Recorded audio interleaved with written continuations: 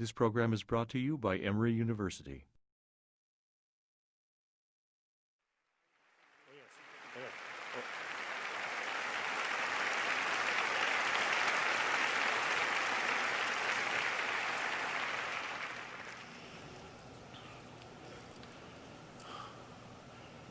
A lecture on nature and practice of compassion. Nature and practice of compassion.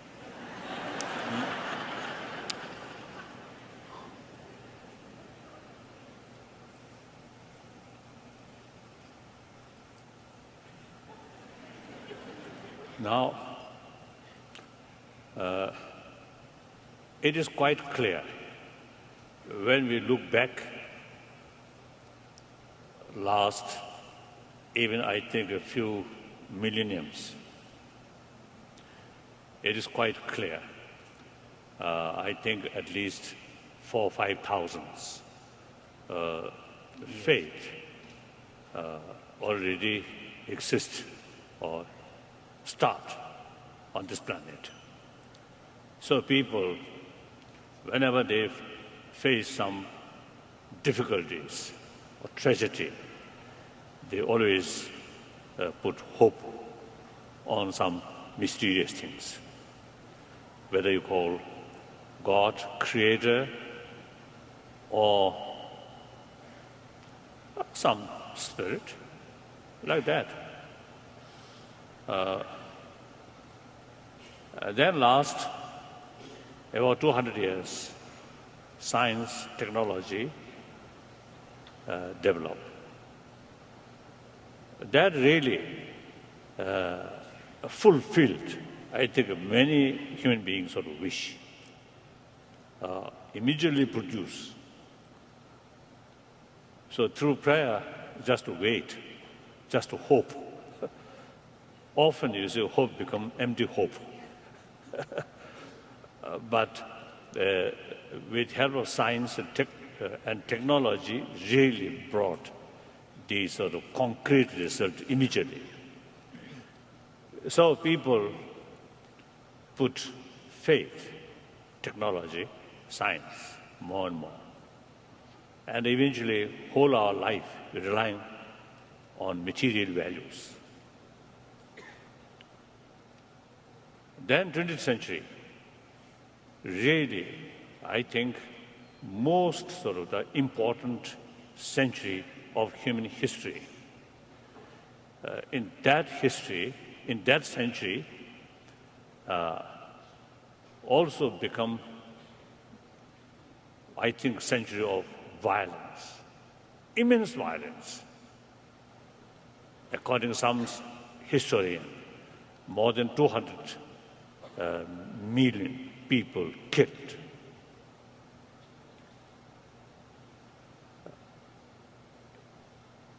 And including like nuclear weapon. In Japan, Hiroshima, Nagasaki, these two places, wait, they do this, they do this, Russian, Shushus, Rampke, Konatoya, okay. Round the Trimshi today.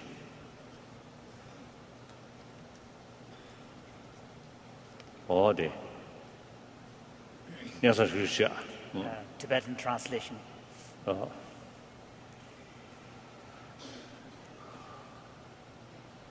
So, of course, I received many teaching from him. So now, in the front of my teacher, my guru, now I'm Kazoda, as they show my knowledge. Kazoda, my knowledge too. How good scholar in English his student.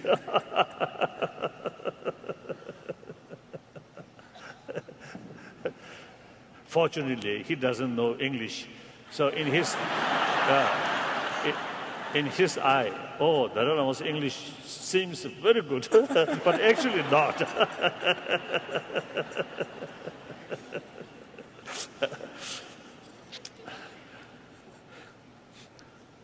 So the nuclear sort of the physics, actually one of the great achievements. And also later what you call Newton bomb. These, I think, very great sort of achievement through scientific sort of that. Purely from scientific point of view. Scientific point of view. But these great achievement in science and technology, instead of solving problem, but create a lot of destruction, a lot of suffering, a lot of fear. After Second World War, I think at least the European continent, I think several decades remain fear.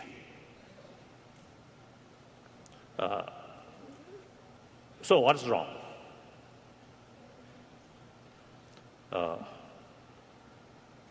The science and technology itself, no wrong. Marvelous, very important. But thing is, user, science and technology use for constructive way or destructive way does not depend on science and technology itself, but user, we human being, not other mammals. So we human being finds, as this new invention, marvelous invention. So since some of these inventions brought a lot of sort of suffering, therefore now up to us. You see, these achievements should not become destructive way, but should be constructive way. That depends entirely on human being. So human intelligence, not just guarantee. No guarantee. Intelligence, you see, finds these things. The intelligence with anger, with hatred, with greed or jealousy, then these become destructive. These things is guided by a sense of responsibility for well-being of others. Then these will never be destructive.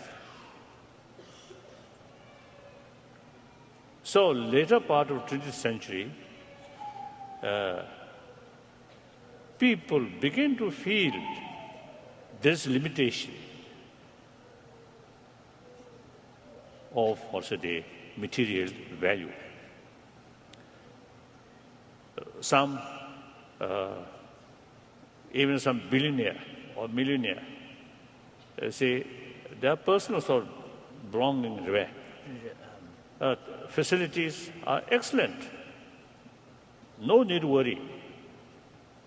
But mentally, a lot of worry, a lot of stress, and often use tranquilizer, like that kind of thing. Therefore, now even in China, those wealthier families, many of them now showing interest about spirituality. So therefore, it shows limitation of material values. So I think that's very, good sign out of humanity's maturity. Experience. Right. Experience. So now this is 21st century, beginning of 21st century. More and more people now showing interest about inner values. So, of course, all major religious traditions still, I think, provides millions of people hope and a purpose of life. Very good. But frankly speaking, not adequate, because quite a large portion of now nearly 7 billion human beings not much interest about religion.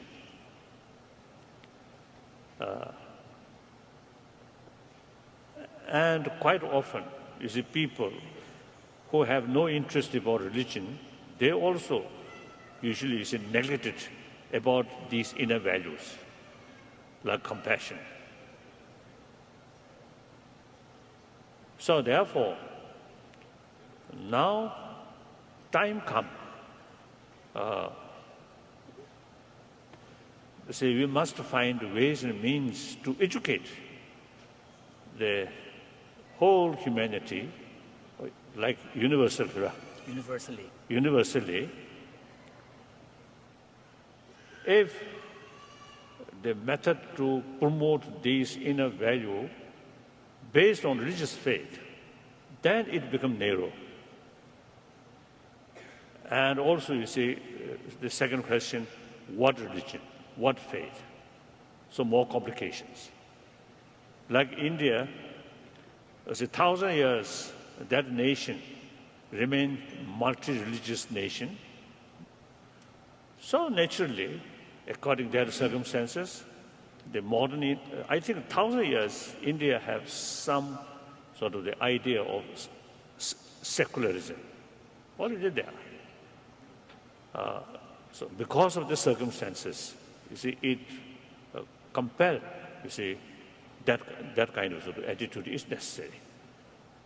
So now in the terms of about 7 billion human beings, we must look multi-religious faith, multi-culture, including non-believer. So we must have some kind of also the secular way of approach these inner values. So it is really encouraging. Some now universities, some scientists, not as a believer, but they carry, whether it's individual believer or non-believer, but their work, nothing to do with faith, they scientific sort of research. So now more and more scientists, the medical scientists, and also the social science, social science, neuroscience. Even I think economy field. Also now, often you see economists, some experts, some scientists, they refer the relation, economy and altruism. And medical science, certainly, physical health, mental health, healthy body, healthy mind. And the social sort of, in the society, more compassionate family, much happier. So more compassionate community, much happier. Oh, quite clear. So therefore,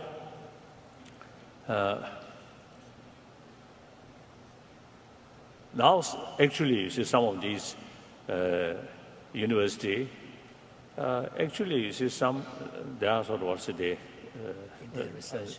Research. In their research. Their research work. Now, last few years, now actually, the city carrying now. That's a very, very healthy sign. Now, including this university. Yesterday at the airport, when President and some other people received me, so at that time, I expressed, I'm very happy now return to my university. Of course, the reality, my contribution is nothing. Like that. So now my lecture here about nature and practice of compassion.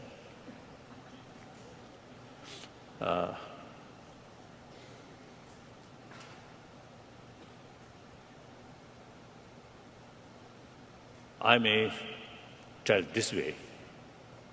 These flowers, from Buddhist viewpoint, no mind, no consciousness, only matters. The matter also have, say, the two capacities.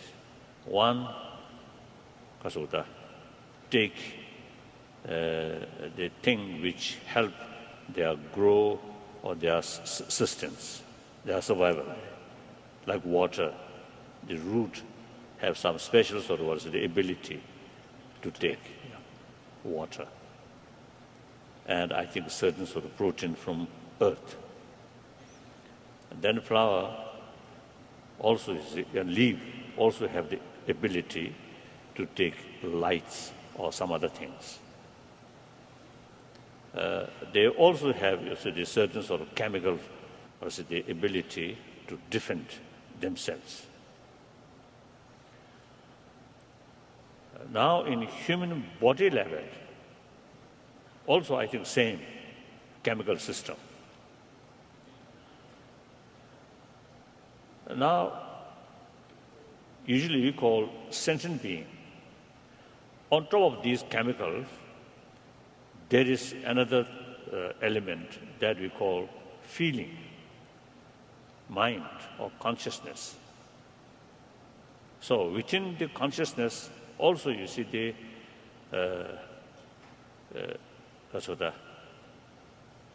two things, different and receiving kasata. Something attracting to oneself. So anger, fear, actually part of defend oneself. When some threat, the fear brings precaution. And then anger brings sort of additional energy to defend oneself. And of course, I think the best way of defense is offense. So anger brings offensive. Response. Response. Response. Like that. Then compassion is the emotion which brings positive things for survival.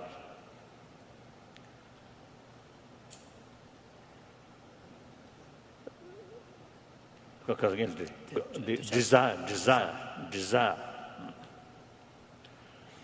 Now compassion is that I think biologically speaking, lowland, because of low level, the compassion, those things which useful for one's own survival, you love them. That's because of the very basic level, biological level, affection or compassion.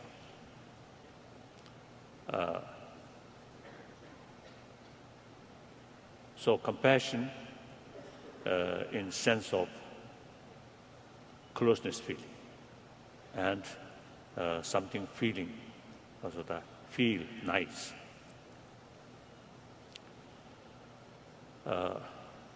One level. So obviously, I think for human being or other animals also, I think although these both anger, fear, one category, another affection or compassion, love, these another category, these both part of their life, but dominant force for life is affection.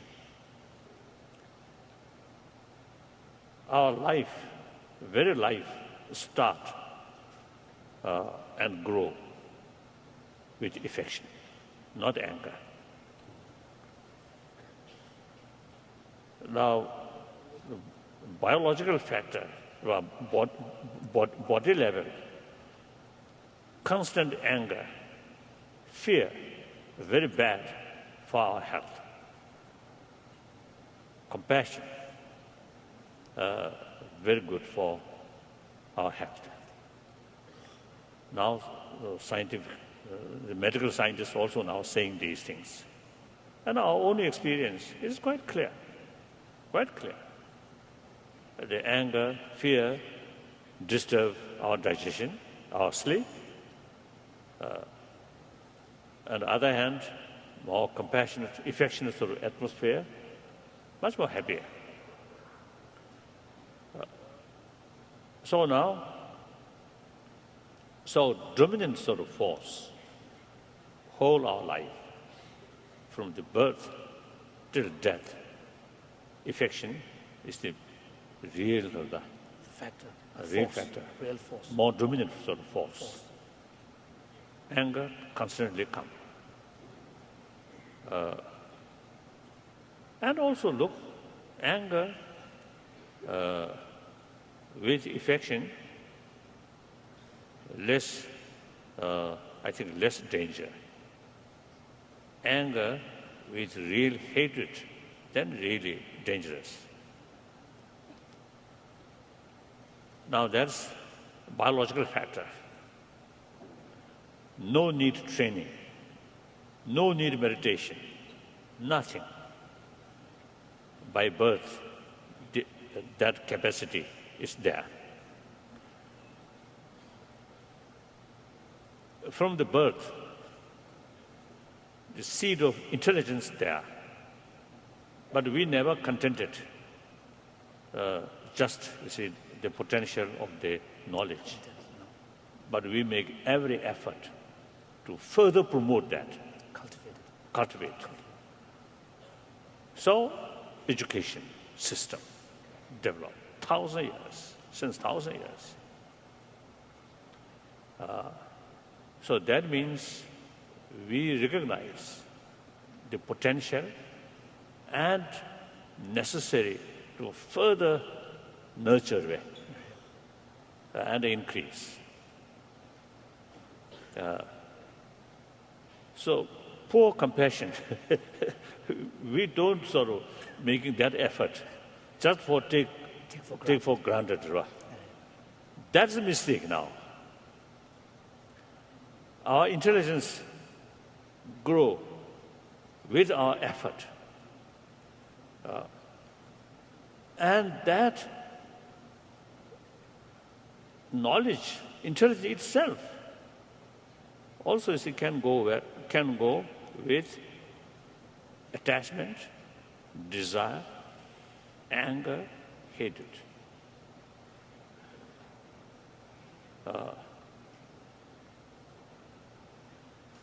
So, with that, education, awareness, intelligence, sometimes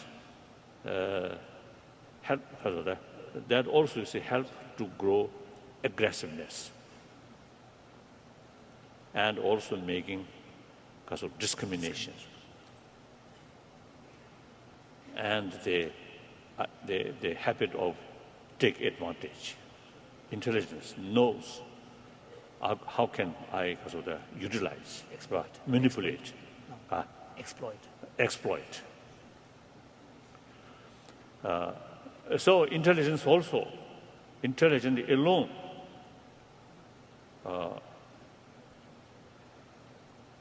you see, sometimes additional sort of the source of problem. I think in ancient time, people, of course, small population, then the lifestyle also quite simple, maybe less desire, more contentment, and on top of that, religious faith. And some extent, make more balance. Now, modern time, population much increase and life become more difficult, too much competition, and also more desire, more discontent. So these may become fuel of aggressiveness, suppression, violence.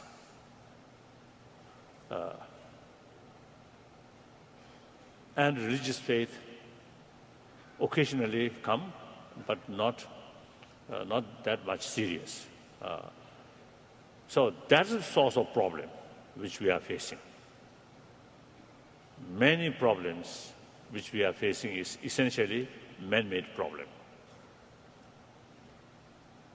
Due to, it is not due to lack of knowledge, but you see, due to negative emotions. So negative intelligence directly cannot be counterforce of these negative emotion. Of course, intelligence, very, very helpful to develop positive emotion, but intelligence itself, not so direct counterforce. So now counterforce, these destructive emotion, is loving kindness, these things. So seed of compassion already there. Like you see, seed of intelligence from the beginning there. But we pay a lot of effort, we pay much attention and much effort. So intelligence much grows. So similarly, pay more attention about the seed of compassion, and then some sort of nurture through awareness. It is very possible. So the first level of compassion is limited, biased, so limited, and very much mixed with attachment. The second level of compassion is unbiased, objective, and that comes through training of mind by reasoning. So intelligence helps to bring that kind of compassion. So compassion, nature of compassion, there are two levels. So the practice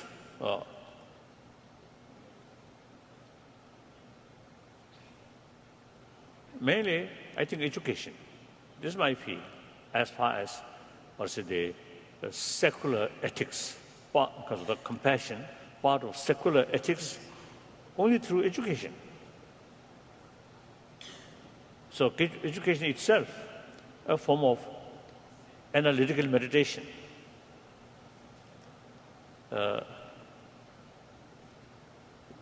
So the knowledge, what is benefit for shorter term, longer term. And everybody wants benefit, right? So some of these emotions, if you keep these emotions, like compassion, there's immense benefit to short term, long term. Short term, immense benefit for body. Long term, your whole life become more meaningful life, more useful life. Never create problem to other. After all, our lifespan about 100 years, very short. So it is senseless, short period used for trouble for other, or create more problem on this planet. It's meaningless. And also, we are social animals. So each individual's future entirely depends on the rest of the community. Or individuals of the future depend on others.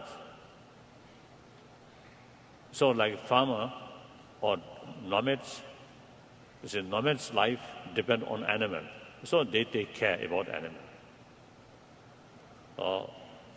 The farmers, you see, their life depends on farm, so they take care about the farm.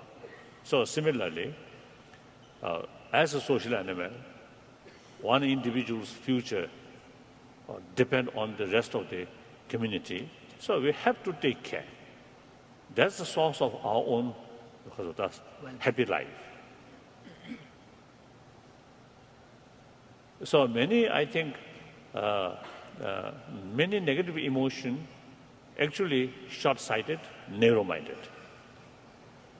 The more positive emotions are more holistic and with reasons. So the intelligence always go there, with there. So that's about my talk.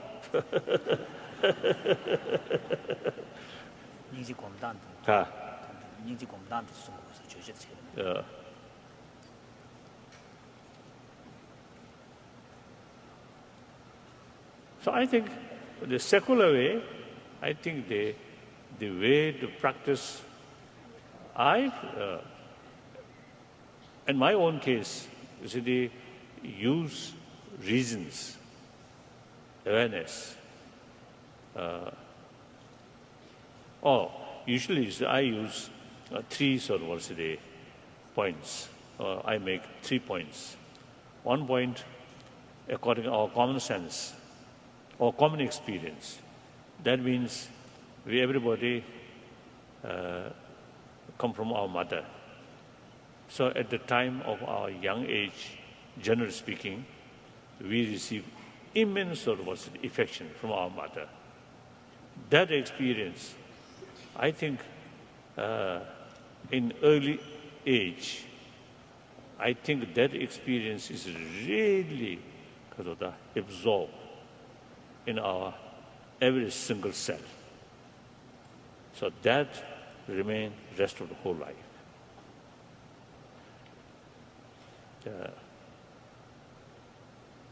And obviously, we see those children who received maximum affection at the time of their young age, their mind much healthier, much calm, and the intelligence also, I think, function normal way, and their body also grow normal way.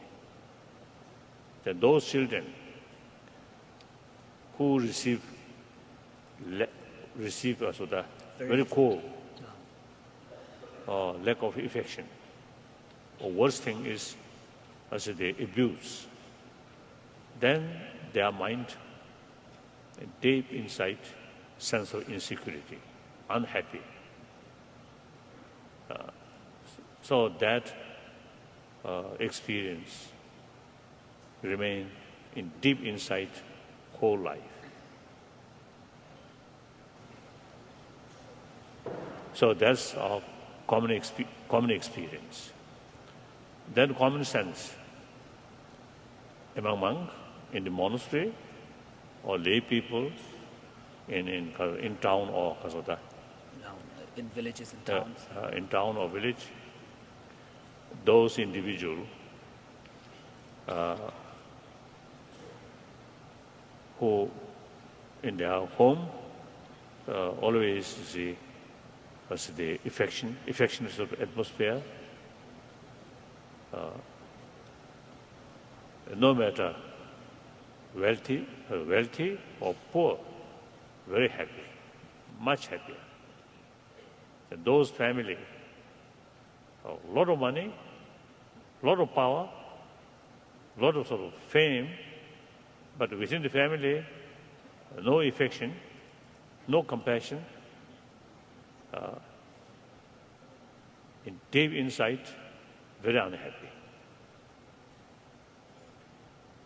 So, if you judge, and now scientists also, they found those young monkey, who remain with mother, much happier, playful.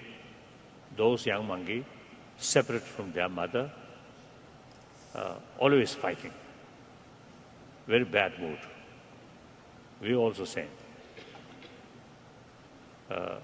So affection. And then also, you see, we are social animal. Any social animal work together, live together. So anger is just the opposite force to Divide. To divide. Divide. Loving kindness bring together. So therefore, we are social animal, and social animal need genuine cooperation. Cooperation not by force, but by volunteer. That is healthy cooperation. For that, trust is essential. Where there is affection, trust comes. Where anger, suspicion comes. No possible develop genuine, trust. Friendship.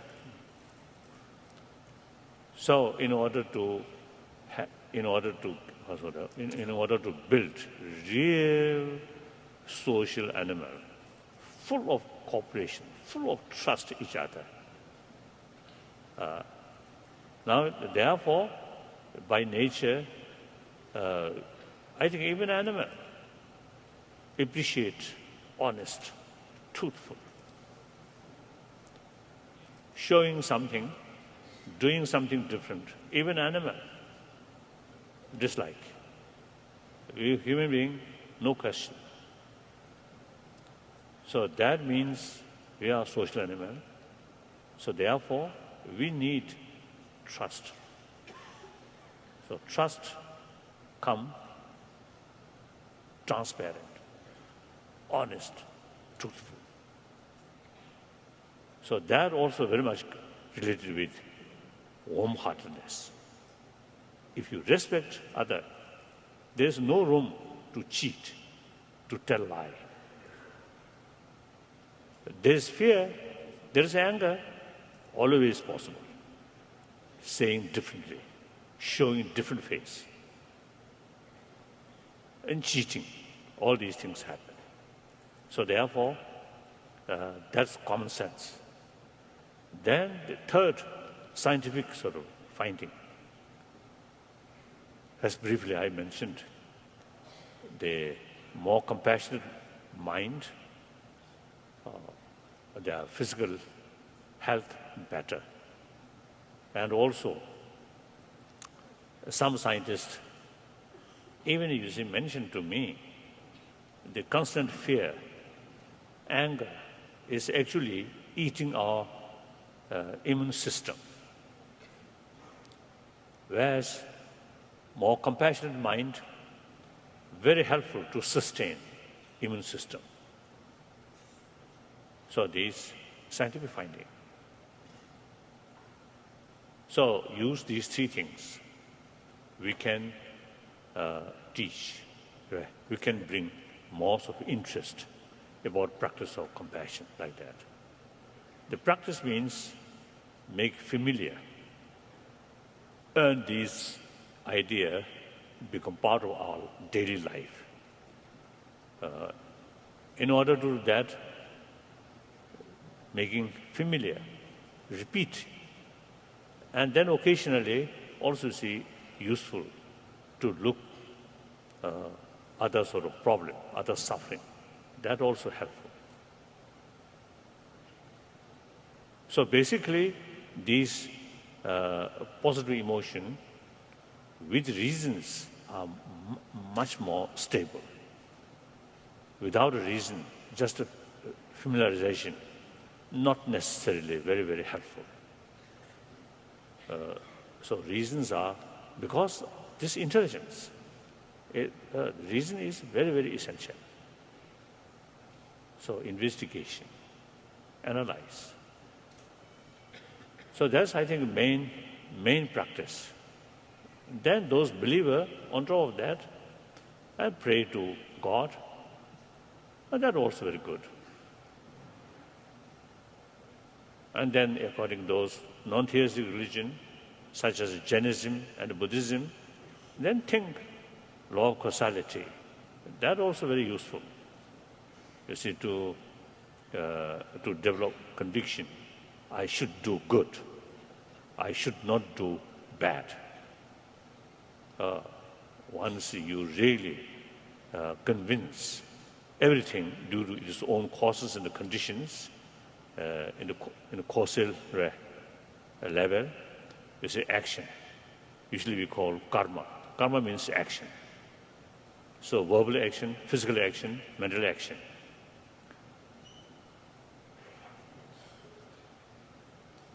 And every day, every moment, cause, effect, cause, effect, cause, effect, go like that. So, according to that sort of philosophical viewpoint, then if I do harm other, I will get negative consequences. If I do good to other, I get benefit. So like that.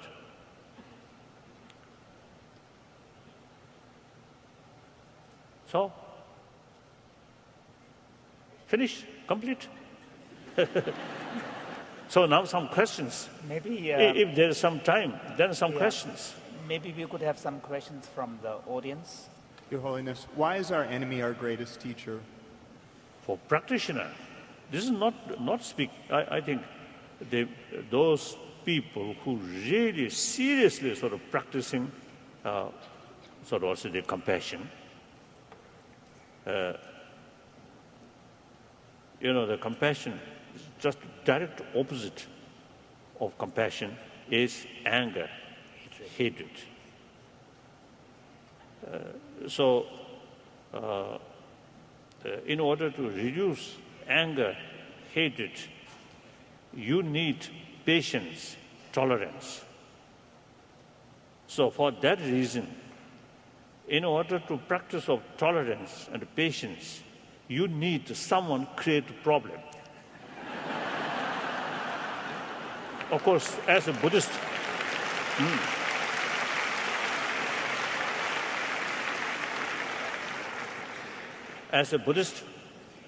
or one Christian, there's no possibility to practice patience and tolerance with Buddha, with Jesus Christ. No. Only those people who create sort of irritation. Problem for you. Okay. Problem for you. Problem. So therefore, we need practice of tolerance, of patience. So we need opportunity, practice of that.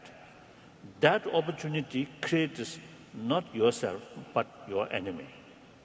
So from that viewpoint, whether, have you seen the Shantadeva's book? Have you seen Shantideva's book, Guide to the Bodhisattva's Way of Life? Yes. Oh, then why you ask this question?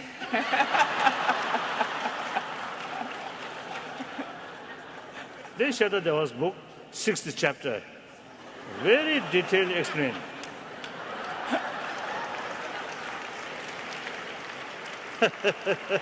Good. Thank you. I have a question. The state of affairs with China now. How do you practice compassion on a daily basis with that situation and what they've done? Yes. There is more reason feel concern towards perpetrator rather than victim. Victim side, already one chapter closing. The perpetrator just create one new karma. So they have to face long-term consequences. So there is more reason to feel concern for them. So that's the way to keep compassion or sense of concern of their well-being. Of course, these also, the same human being, they also have a right to overcome suffering. So out of their ignorance, out of negative emotion, they deliberately creating these causes. So there's much reason to feel concern. The victim side, as I mentioned earlier, one chapter of karma closed. Closing. So no longer any consequences like that. And I myself, practice, take and give. Visualize some of these people, visualize in front of me, and practice take and give. Meditate on kindness and give. Meditate on them, karuna, compassion, take. It's very useful. Useful in the sense, not something solving the problem, but emotional level, mental level, immense benefit. Next question. Thank you. Hello, thank you for coming. My name is David. You said that when people don't have affection, when they're young, when they're children, it creates pain, suffering for the rest of their life, a gap that will always be there. So I'm wondering, through compassion meditation, through some other technique, whether it's possible to overcome that, to heal those wounds, or whether they'll always be there. I think possible. Possible. Although the important period, most important period, lack of this sort of affection, but later we can provide maximum sort of affection, care. There is possibility, to rectify this.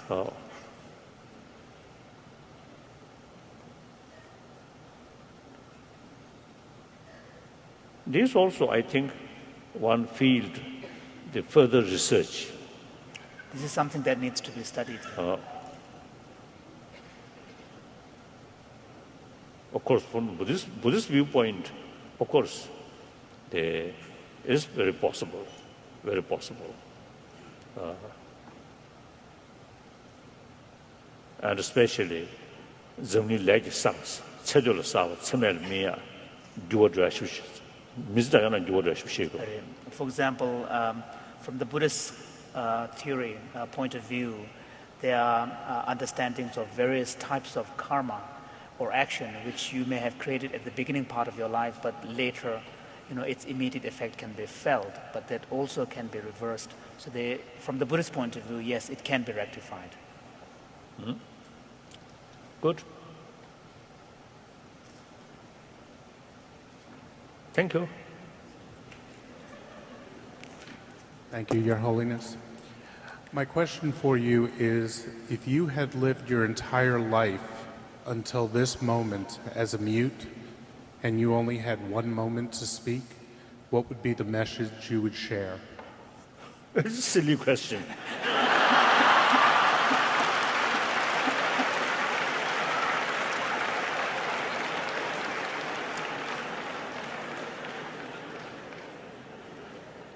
Of course, it depends on the circumstances. If that occasion, at that very moment, feel very hungry, then say, "Oh, I want some food."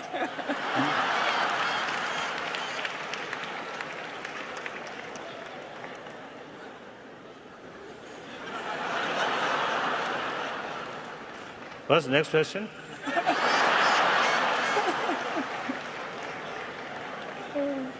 Your Holiness, You spoke a lot today about the challenges of the last century.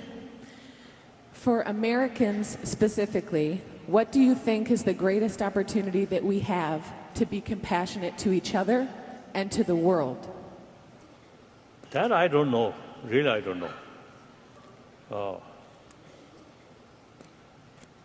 I think our work, with help of scientists at these few universities, we simply see the addressing for humanity in general. No. So fundamentally, American also a human being. We are same. Sometimes the people, you see, prefer big sort of distinction, east, west. I don't believe that. We are same human being. Emotionally, mentally, physically, we are same.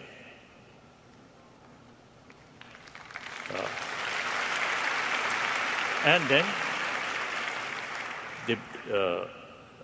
the basic problem is also same. Of course, we born same way.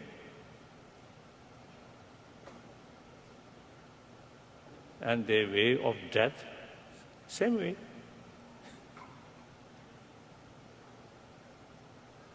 And I think American, maybe you see, due to your food, it's more weight.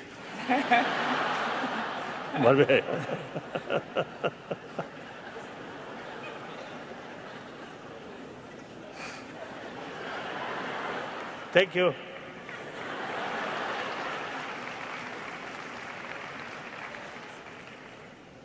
I am a police officer. I see a lot of evil in this world. My question, sir, should I have compassion on evil? Now you should know the sense of concern, of well-being. That affection should include those mischievous people, as I mentioned earlier, perpetrators. Perpetrators of the crime. Perpetrator. Then immediate sort of, response. Then, if the other very much violent, then you also need using force. No contradiction. Out of sort of sense of concern of their well-being, long run, stop their negative action. There is no other way except using force. Very right. Okay. So the anger, they are due to different previous motivation. Some angers positive, some angers negative,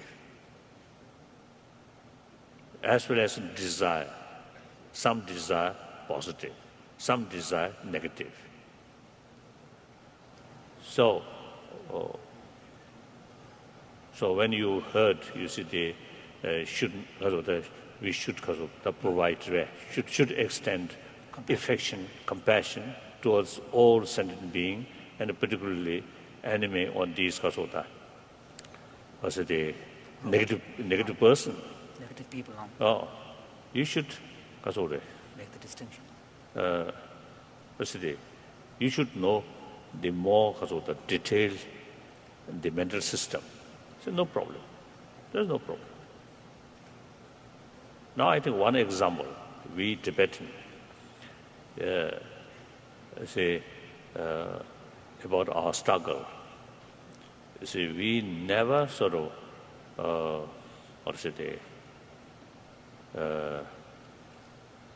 forgetting about compassion.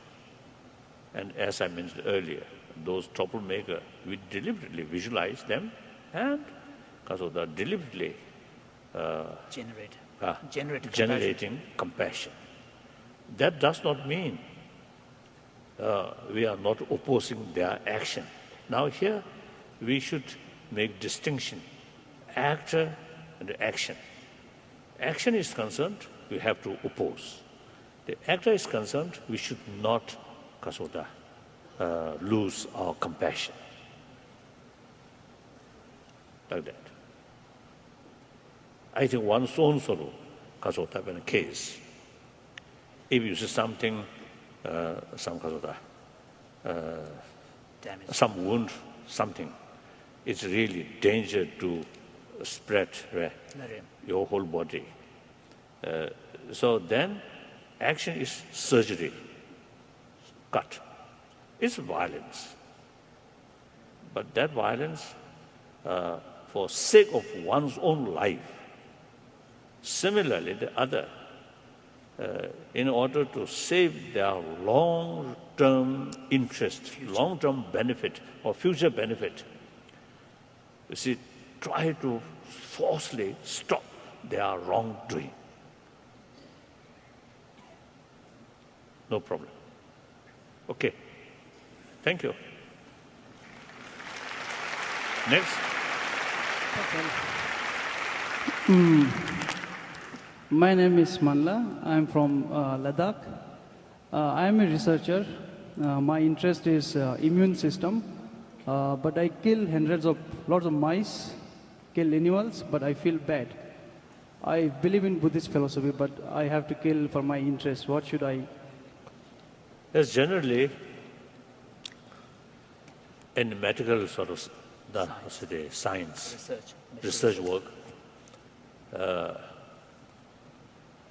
they have to use animal. If we say all this must stop, that also I think impractical.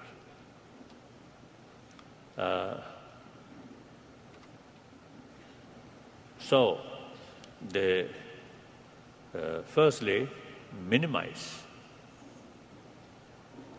the experiment on animal. Minimize what? Minimize. Then secondly, when you carry the experiment without other choice, then take care their life. Some animal, like dogs or guinea pigs, you see, they treat it like just article. Objects. Just like objects. Without sort of compassion, without sort of sense of caring. It's quite terrible. After you see they experimented, and just leave it. And I saw a picture, and at some occasion, some organization, you see, because animal rights organizations. So their publication, really terribly. This is some dogs.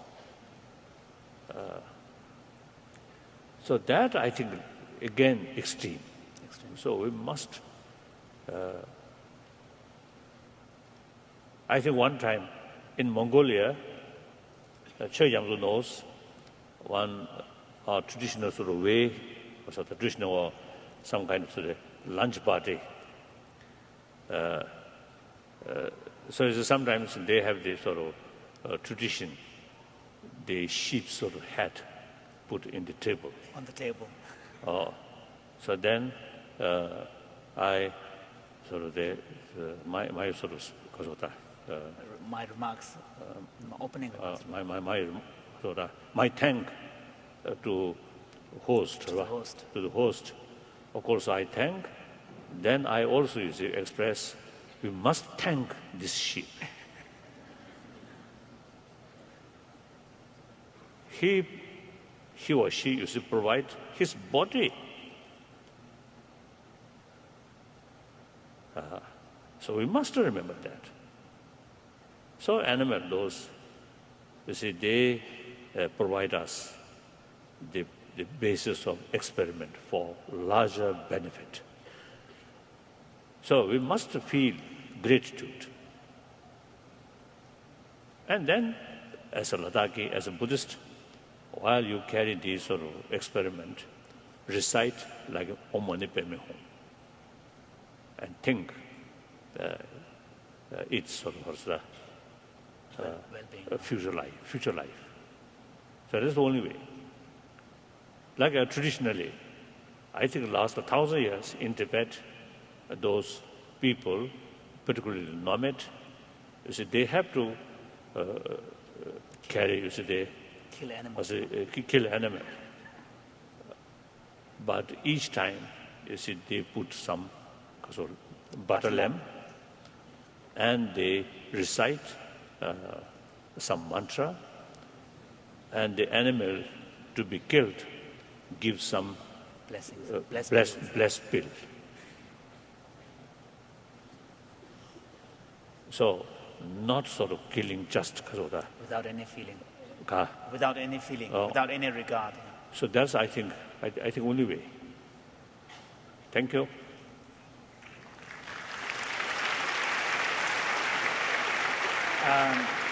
This will be the last question. Yeah. Your Holiness, how can students learn about compassion besides asking our professors for higher grades? Or how can universities teach their students and the whole community what compassion is?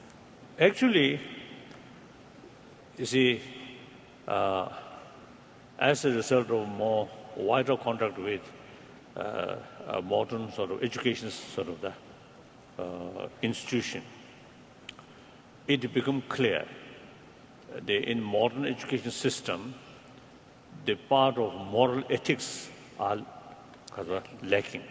That's clear. That's why, you see, I always, you see, sharing with people, now in education system, the moral ethic must include, so that from kindergarten up to university level, there's some education about moral ethics, not through religious faith, but through sort of using common sense and a secular way. So, say some people, some sort of expert, already working some further research work, say how to introduce a modern education curriculum about this moral ethics. So I myself, no idea. We only sort of notice it's lacking. It's very highly necessary. But they making sort of practical, program, that I don't know. There's some, you see, people already, you see, they working. Now, for example, last year I was in Montreal. Montreal. Some university, Montreal area, some teachers training. They carry some program, teachers training, is how to introduce moral ethics in their education, sort of, in schools. Schools. So now it is quite encouraging. You see, more and more people now really showing their concern. So I think within a few years, I think some kind of concrete sort of plan, I think may come. But otherwise, of course, the society, among the sort of, in the school or university also, you see, they all the certainly, some individual, I think difficult. Yeah, it's very difficult to bring in all of a sudden by one individual. Good, thank you. Appreciate it.